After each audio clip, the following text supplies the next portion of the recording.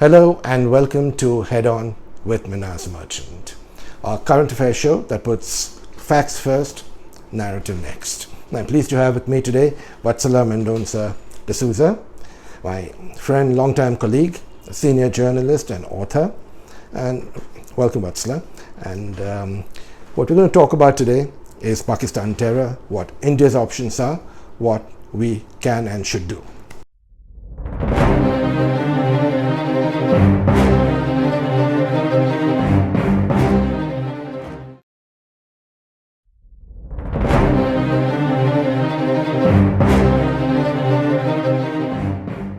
Okay, Vatsala, on Pakistan terror, if you've got your thoughts and questions in place, please go right ahead.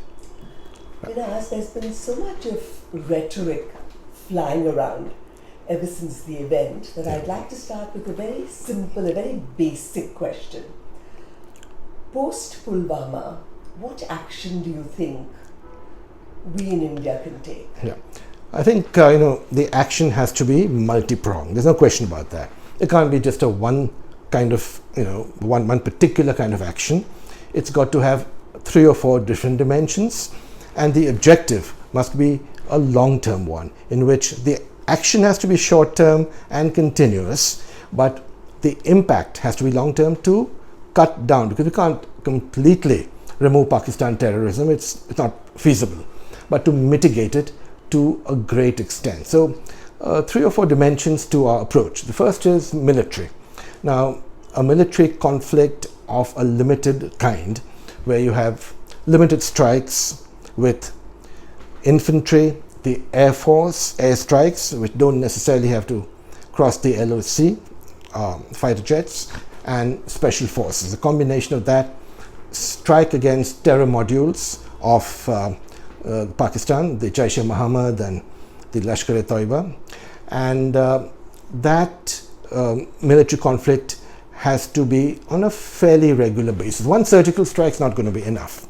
We've got to do it on a fairly frequent basis. That doesn't mean it's a continuous war, because there's a huge gulf between war and do nothing.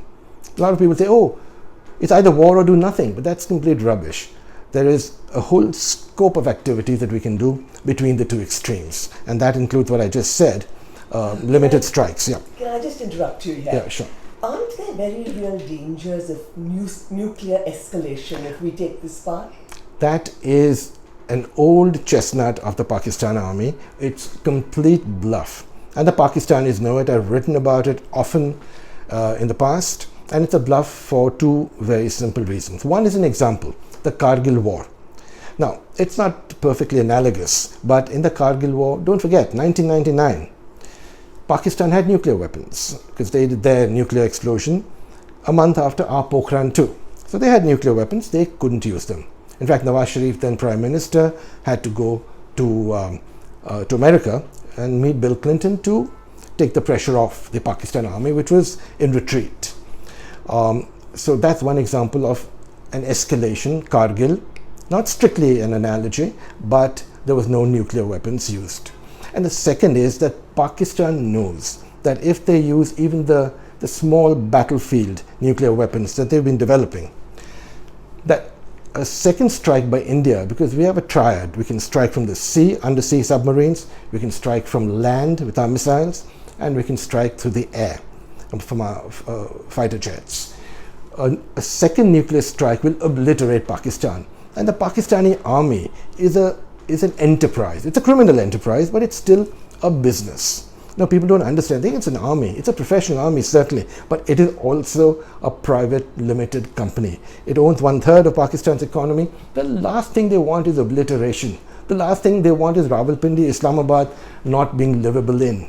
So they are going to bluff their way through the nuclear option. It isn't an option. We saw that in Kargil. Even if that's not a good analogy, now Pakistan simply cannot afford a nuclear option, because they will be completely neutralized after that. And the Pakistani generals know it as well as everyone else in America, in Britain, in France, and in China. get back to the action that you said. Besides military, what other action Yeah, can India take? I think they've got to be fairly simultaneous. You can't just have one action. While we do these strikes, limited strikes, there is the diplomatic option where we can downgrade their High Commissioner, expel him. We should do that. Don't forget, in Russia and Britain, where Sergei Skripal was allegedly killed, or was about to be killed. He survived the attempt. Britain expelled 100, itself 23 diplomats from Russia, and through the 20 European countries in America, they got 100 Russian diplomats expelled. So expelling the High Commissioner is one option. It does not mean that we have no diplomatic relations with Pakistan. It means you downgrade them to consular status. So that is a message you send, that we have minimum diplomatic relations, what's necessary to conduct normal business with a neighbor. And when we talk of neighbors, I must mention that people go on telling me and telling everyone else, oh, you can't change your neighbor. And I've written recently that of course you can't change your neighbor geographically, but you can and should change its behavior. Which brings us to the third prong of our multi-pronged strategy, and that is economic weapons that we can use. The Financial Action Task Force is already in action. They're meeting in Paris, and by September, the FATF has made it clear that Pakistan, which is on the grey list, could be on the blacklist if they do not take care of about 20 odd different things that have to be handled in terms of terror financing, money laundering, etc. Now, if the FATF blacklists Pakistan, it will join the company of countries like Iran and North Korea. No money will come from any international organization. And then, of course, the Pakistanis and their apologists in India, of whom there are many, will say, oh, but that doesn't matter. They've got China, they've got Saudi Arabia. So it doesn't matter if the IMF and the World Bank don't give them money. They've got the Chinese and the Saudis. But people don't realize, again, geo-economically, that the Saudis are running a budget deficit. The budget is in deficit because the price of oil has gone down. It's $60 odd a barrel. It's still much, much, much lower than it was a few years ago. So the Saudis have a young population. They're restive. There's unemployment.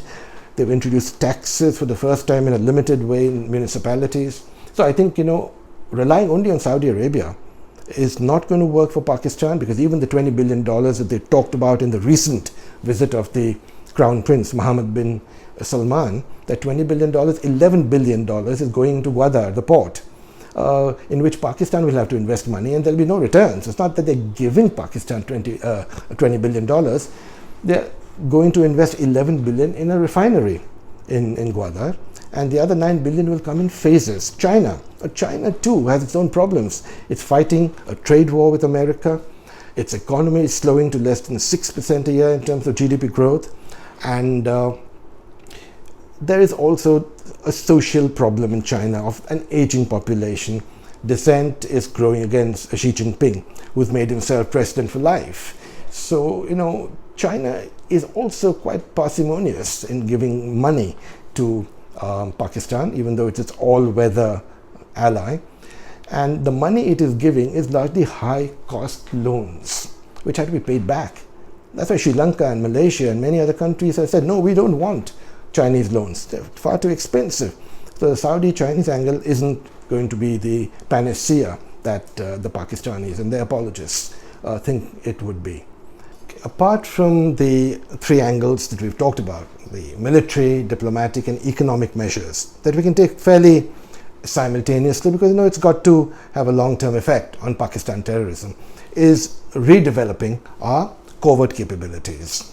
We had excellent covert, at least reasonable covert capabilities before 1997. And then R.K. Gujral, then the Prime Minister, he dismantled the apparatus, and our covert capabilities have been completely damaged. They're virtually non-existent.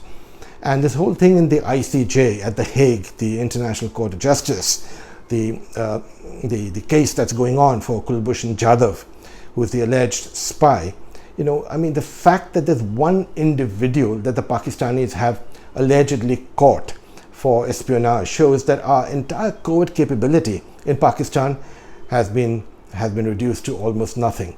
And that is something that, the NSA, National Security Advisor, and our Intelligence Bureau, and the RAW, Research and Analysis Wing, they've got to redevelop our covert capability so that we can exploit, even though I don't like using that word, but when you're faced with a state sponsor of terrorism, you have to use that kind of phrase, where we can exploit the restive population of Pashtuns, Baloch people, and of course the people in Sindh.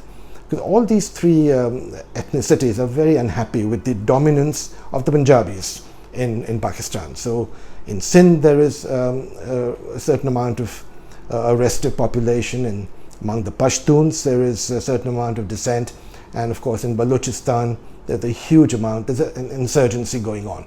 So while we're developing redeveloping our covert capabilities, these are the three areas that we should be focusing on, because that's what they're doing to us in Kashmir, and this is what we must do in order to mitigate Pakistani terrorism and impose a cost on their terrorism. Because until you impose that kind of unaffordable cost, they will continue to bleed us by 1,000 cuts.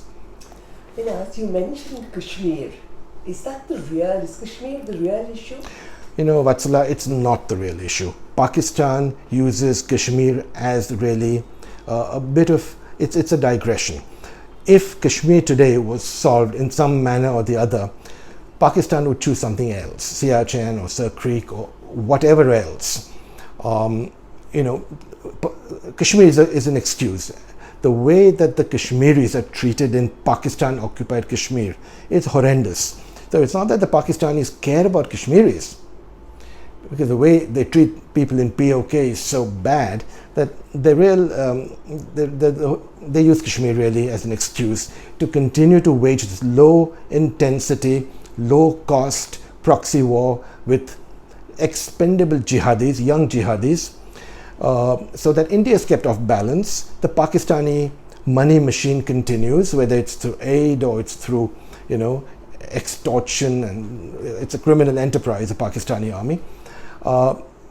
They have to keep on a continuous low-intensity conflict. They don't want to be hurt. The Pakistani army doesn't want to fight a conventional war.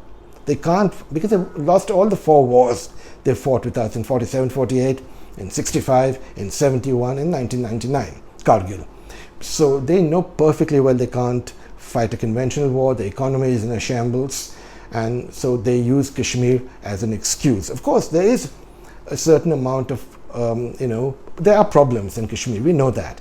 But there are only 5 real areas in South and North Kashmir which are restive. The rest of the Kashmir Valley, Jammu, Ladakh, the problem is very often overstated. And people talk about a muscular approach that we are taking against terrorism and stone pelters and so on. And we should do much more in terms of winning the hearts and minds of Kashmiris. But we're doing that already. We're doing a lot of work in winning the hearts and minds. It's not one or the other, it's both.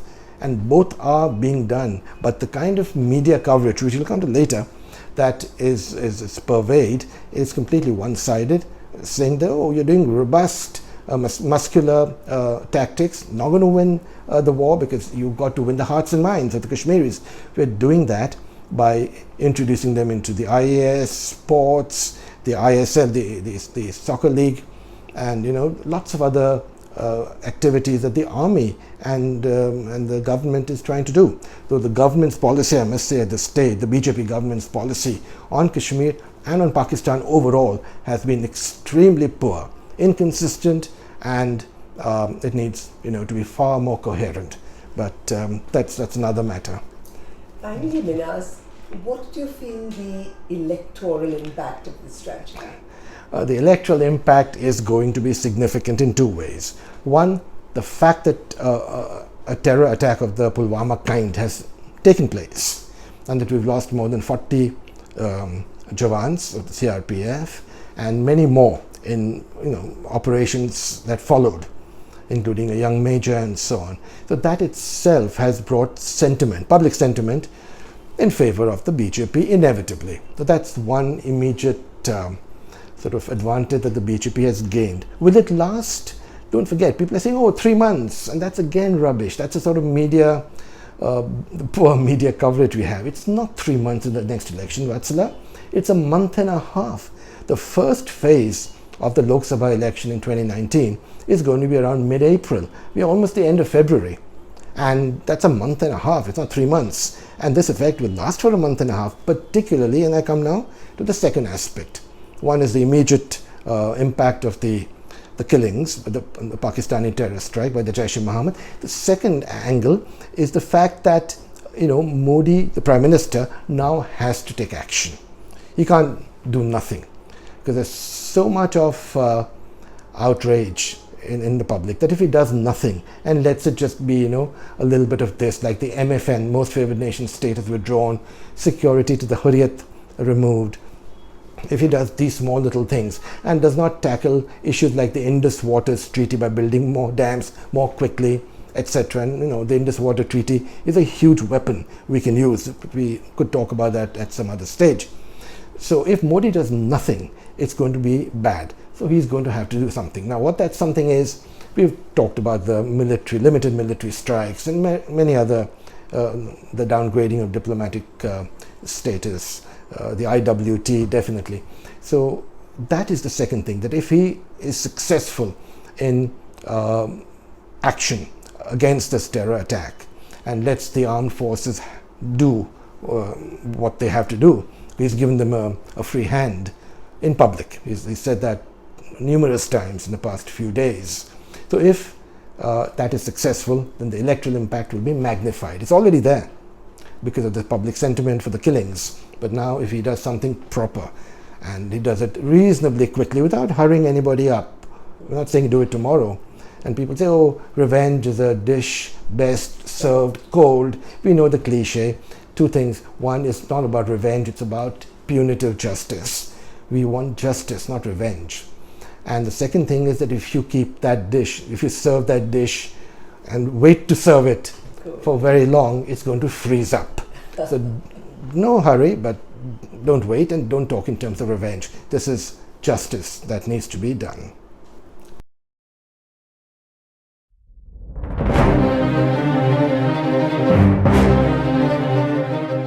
So we've covered most of the angles on what we can do and should do, and the electoral impact. But I think the media and its coverage of not only this, but broadly speaking, if you have any thoughts on that.